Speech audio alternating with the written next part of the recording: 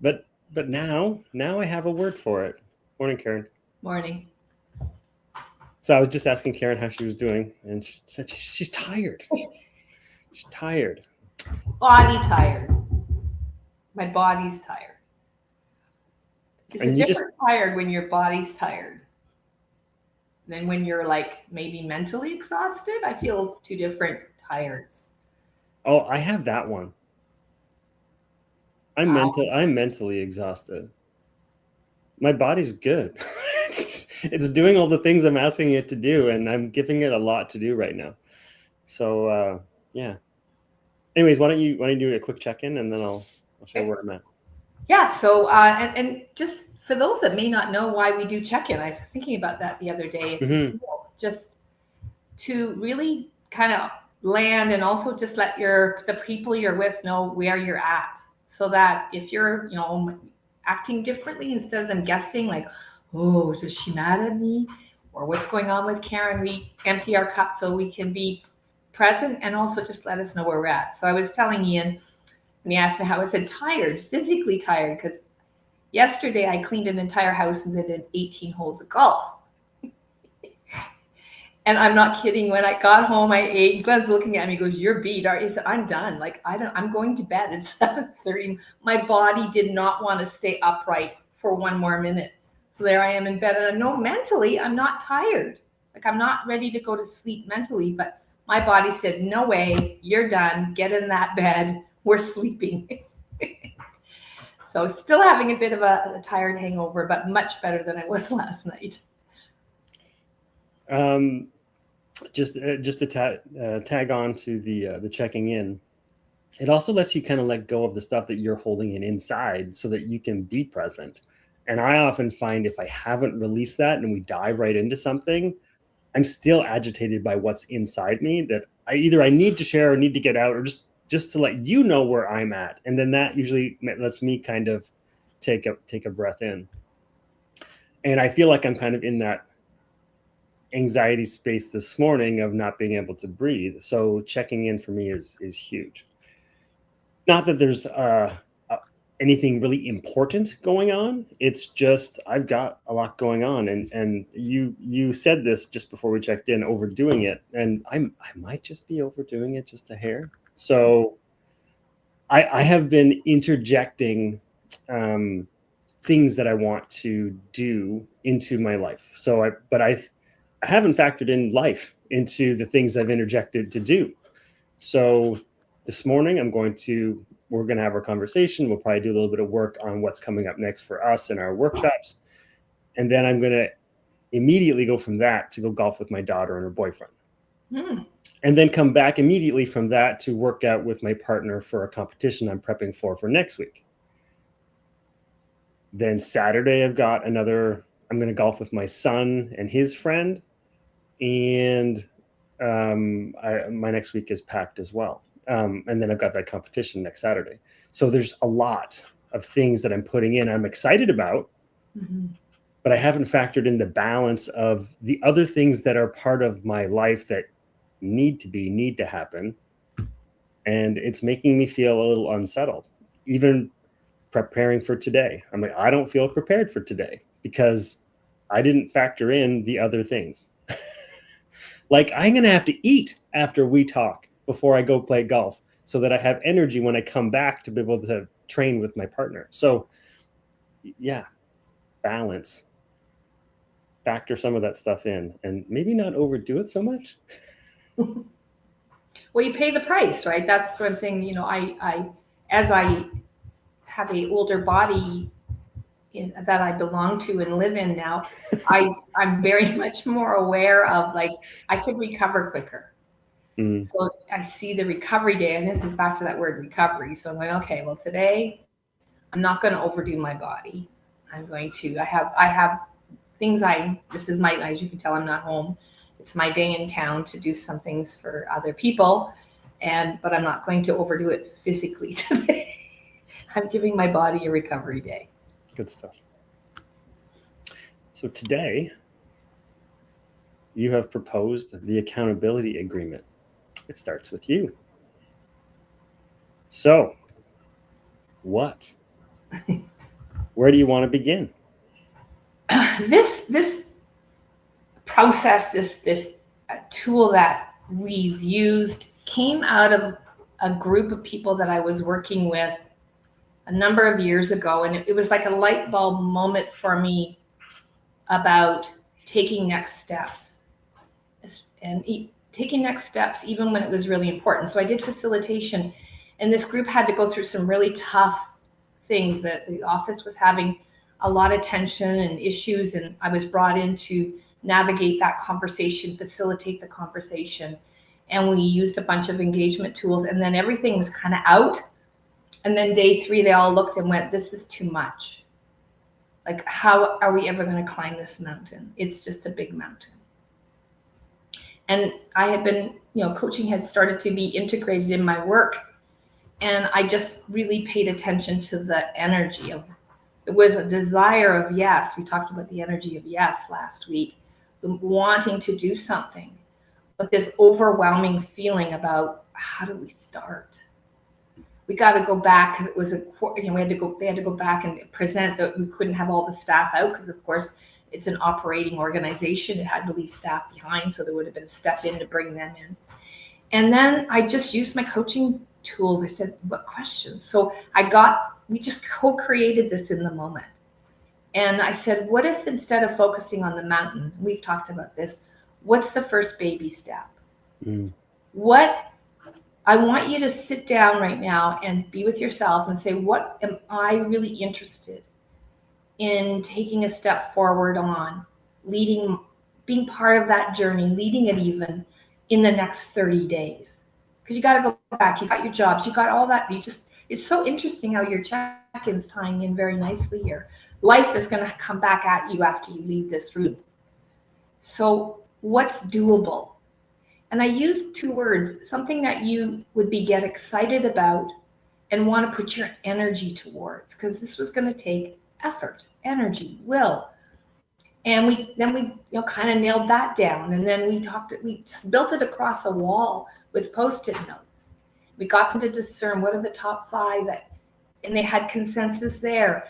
And then we created this tool. Now, I don't know how you wanted me to go into the actual tool, Ian, but then it became a big tool in my toolkit. And the reason why I wanted to talk about this today is we often talk about coaching as a very one-on-one thing.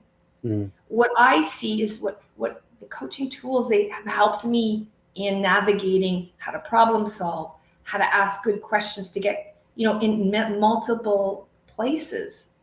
And so this was an example of how you can take something and work with a team, or I worked with large organizations with this accountability agreement.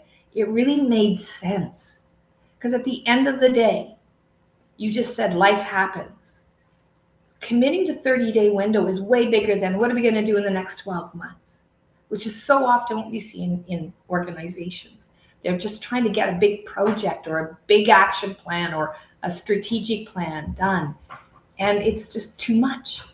So that's the kind of the background of how it got created. It actually got created in the moment with coaching people, just everyday people saying, how can we create something that would help us navigate the next 30 days? I think this is great, because I think a lot of people, a work meeting or something, getting really excited about something, but they didn't leave with a plan on how to execute those exciting new ideas. And within, I think you've told me this before, within a day or 2, 4 days. Okay, you tell me what it is. So I'm excited, Karen. I want to take on my new, mastermind challenge or whatever. I think this is going to be great. It's my next thing for my career. And I leave that conference, I fly home, and then what happens? 4 days later. 4 days. This was Otto Scharmer. You can Google this guy. He's really, really interesting about this whole thing about organizational change. He said within 4 days, that enthusiasm, that embodiment of what you experience will dissipate in 4 days. So taking that first step, using the energy that you get from that is so critical. The longer you wait, the further away from you remembering that what was you just said. That big thing that said, this is it. This is what I want. By the way, I'm curious. So you said remembering as you pointed to your gut. Mm-hmm. So just tell me what that is, and then I'm going to bring up the slide here. Well, we're made of a bunch of cells, believe it or not. What? And so what happens is not only do we experience a memory, it's also stored in your body. Your body, is never leaves. Your brain can go in other places, but your body is ever present. So it's in here and actually even in your emotional side, which is in the middle of your chest. So if, I talked about being, building capacity below my neck. So it's in here. And that's why I'll point to that is that's why you still have some kind of feeling about it, even after you've left the room. Cool. All right. So Ian and I have used this many times. Ian, I'm going to let you walk us through it because I think and maybe give an example of how we've used this in some of our work. Cool, on the spot. So did you do that or no? We'll figure it out in a second here, won't we? I'll walk you through the steps, and then we'll see if I can think of something on the spot here. So we used to do this in person in the room, right? So we would often walk people through a declaration practice where they would actually have a chance to kind of feel physically what it is that they wanted to accomplish, how and where they wanted to be at the end of the day. So that would be their declaration statement that would go on their first sticky right in the middle there, because that's kind of like the heart of the matter. And then we would ask people to come up with a goal. So what does success look like for you? What is the goal? Where do you want to end up at the end? 30 days though, in 30 days. Within 30 days. Yeah. Sorry, I might have cut 30 days off of this title at some point in time. Once you have the goal, what are the steps that you're going to take in order to achieve that goal? And then after the steps are done, who do you want to engage or include? So understanding that you're not the only person involved in this and that you might need other people's support in order to attain what you want to attain. And then ultimately, what would success look like at the end of 30 days? Will you have what would that look like so that you feel like you've attained that success, achieved that goal that you set out for? And what we would do is we would pod people up, they'd go together, and they would run through their scenario, like what they had on their sticky notes with 3 or 4 people. And those 3 or 4 people would provide some valuable feedback and ask some questions on maybe what might be missing or what might get in their way, things like that, so they can flesh out their plan just a little bit better, so that they can maybe like in this situation, if we use me in earlier on in my check-in, like life gets in the way. So they might say, okay, this is a great plan, but what happens when you get home and your kids ask you to go play? Like, now what happens with that time? How are you going to get it back? Whatever. So it's just another checkpoint to figure out, what do I need to factor in that I haven't factored in to make my plan even better? And what? Go ahead. Sorry, and go ahead. I'm trying to think of a scenario that would make sense to share here. But go ahead. You had something to say. Well, I just wanted to put a bow on the process. Yeah, for sure. So, because Ian knows that this is my instruction, muscle inside of me. So it's Post-it notes, and there was a reason why, because we wanted people, as we do in all of our work, because remember what I said about it's in here, is they had some quiet time. So they had 3 or 4 minutes, and we had the questions up there. The declaration could be, what am I trying to make happen in the next 30 days? What's the goal then, if I'm going to meet that? And so we got them to reflect, and we told them, don't worry if you don't get all the Post-it notes filled out. Don't worry if you don't have all the answers, because you're gonna have a team to support you. So the pressure was off, but they were the first voice in the accountability agreement. And then when we did break them off into these small groups, and they started to say it out loud, because this, when we say it out loud, often more ideas come, because now it's being orated versus just me with my internal chatter. And so they got a chance to hear from the others. What do I like about it? We asked them that. What do you think's great? So make sure it's like the feedback model. Oh, I really love where you're going with that. That sounds really fantastic. Then we gave them that middle part, right? So what's missing or what might be a roadblock so that they could hear, and they had a chance to grab a Post-it note and add it to their accountability agreement. So they were building their accountability agreement for themselves with the support of others. So that's what I love about this whole process, Ian, is that we so often hold this quietly in a journal by ourselves in a lot of sessions. But this said, no, we're going to allow, like really get a chance, build on the alternate perspectives of others, because they come from a different way. They may say something that just goes, oh, right, I love that. Or, oh, God, I'll make sure I cover that. So when people left after this practice, they felt, even though, and we said it, it's still only going to be 80% great, because you're going to pull those Post-it notes out, put them on the fridge or somewhere visible, and you're going to look at that every day. You're going to look at it every day. So letting them just own it and see it every single day. And you can add to the Post-it note, put a check mark when you've achieved, whatever you want to use the tool with. It's a space holder for you. So when you leave, you haven't forgotten what happened. It's up there for you, and it will trigger your memory again. It's a memory trigger. So that's why I really thought the accountability agreement was a cool thing to talk about from a coaching perspective, because we often get people to write things down, right, Ian? Mm-hmm. So this was a really cool visual to put up on your fridge. And I know you've used this for yourself, Ian, and I've used it as well. So do you have an example of something that you did? That's a great way to show. That's what I've been racking my brain at since you asked that question. And honestly, I don't have something that's fresh in mind. It's honestly been a while since we've used this tool. And I think I probably use it in informal ways now to break it down into like, if I have something I want to achieve, I'll break it down like this. I don't know. I could probably. So I'm doing this competition in a couple of weeks, and it's something that I've been wanting to do, something challenging for a while. So I didn't do this step per se, but I can map it out as if I was in the room.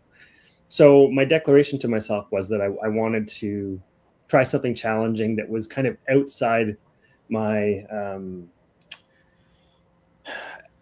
comfort zone a little bit, push myself. Okay, cool. So I want to do a competition, and an opportunity came up, and I was like, oh, that's the competition I want to do. It's called the Hybrid Clash. It's happening next weekend. And so I'm like, okay, that's my goal. I want to be able to do this competition. It's a lot of running mixed with CrossFit. And so I was like, okay, that's my goal. Now, how am I going to, so I had a few steps that I had to figure out, like, now I got to find a partner. So I need somebody to be able to do this with. And then once I located that partner, then I was like, okay, now I've got like 2 months to train. I'm not a runner, and it's not my favorite thing to do. So what am I going to have to do to get myself from here to there and feel prepared? So I ended up doing a lot of research online to try to like figure out what I could do. So then I added in a bunch of program elements that I needed to start training more often. So those are part of my steps. Who I needed to engage and include. I needed to engage that partner so that we could plan things out. And I knew I was going to at some point have to engage the gym owners because they have equipment that I don't have. So can I get access to this stuff? Now success, I don't know if I planned out success necessarily in this, because this is a very unknown thing for me. So I think showing up, trying it, and doing it to test my body and to force myself to do this will be the success. It's not going to be the time on the scoreboard. It's not going to be how many people we beat or whatever. It's going to be more of a mental battle of getting through it. So if I had planned it out from the start, I might have had more of those things filled in, and it would have been a little less guesswork along the way. But having that declaration and that goal and something put in the calendar really forced me to start like planning these things out. But how much easier would it have been if I had said engaged Karen earlier and said, hey, I've got this idea, I want to try it, but I need somebody to help me like see what my blind spots and fill in some of these gaps, so that I'm not stuck with life getting in the way and not being able to achieve what I want to because of things that I didn't factor in that might have been might have been ferreted out in this process. Good example on the spot. Yeah, so it's real and current, so it's usually good. But like I said, I didn't do this plan in a formal way, but having these almost like bullet points in my head. This is what coaching tools do. They when you felt something and they know they work, you will incorporate them almost naturally into the way that you show up and design your life or thing that's coming up. And that's why I think it's so important that we share these tools with people to know that, okay, it's not always just in that one-on-one conversation. These things can be transported into so many different areas. And once you've done them enough times, they become embodied. Like I said, I haven't touched this tool probably for a couple of years, really. So it's not like I'm like, post-it note 1, post-it note 2. It's there. It's part of me now. Yeah, it makes you can. Well, we talk about dusting off our tools sometimes, and bringing them back in when it makes sense, when it's useful. Like it's not like you have to do it every day. So, yeah, so that's been one, and we were going to do this one, Ian. Remember, we were going to do our coaching tool review. I did think of this because it was our great idea. And we were going to introduce them to the accountability agreement. Maybe that'll be our first workshop, just to dust off the tools and teach them a new one called the accountability agreement. So the accountability sounded really like, it sounds heavy, but your agreement is with yourself. That's the coolest part about this. What am I want to have the energy? What's really exciting me? And how do I map that kind of energy out?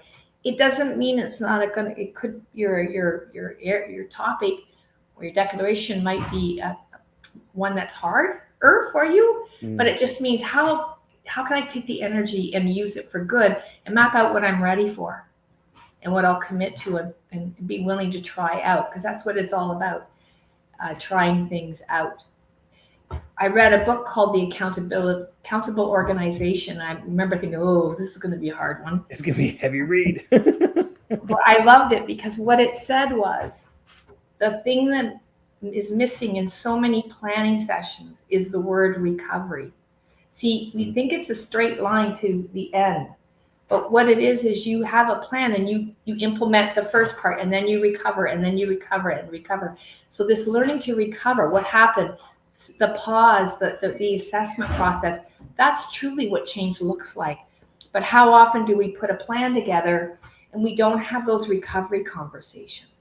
How did it go? What was tricky there? Where are we at? What did we miss? Is there any shifts we need to make? That's what creates successful, sustainable change, is all those recovery conversations. So that's why the 30-day is almost like a pause. Where am I at? How did I do? What didn't I do? Did I do anything? Why didn't I do it? You get a chance to check in on where you're at. I loved the visual of it. I put mine was my first declaration. I'm healthy, vibrant, and strong inside and out.